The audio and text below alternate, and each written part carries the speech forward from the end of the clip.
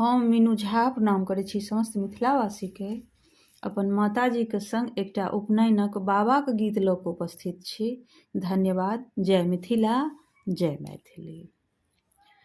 कोने बाबा के बरुआ बे माता भेला ओ जे राते नागारा बोलो हे ओ जे दीना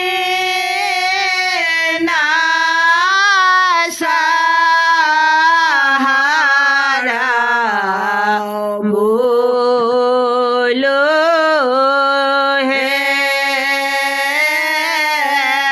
बड़का बाबा के बरुआ बे माता भेला ओ जे राते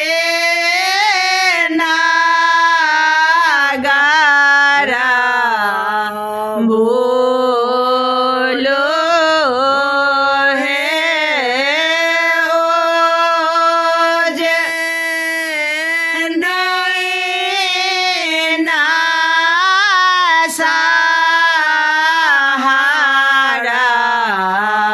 बोलो हे सोना के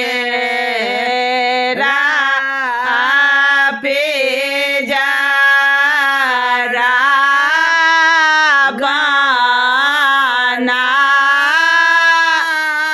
ये बा ओ जे रे समझा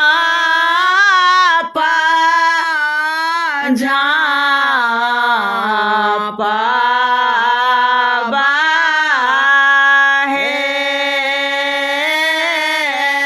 ताही झापा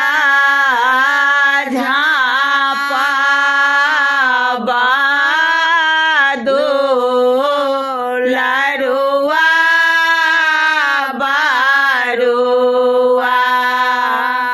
ओ जे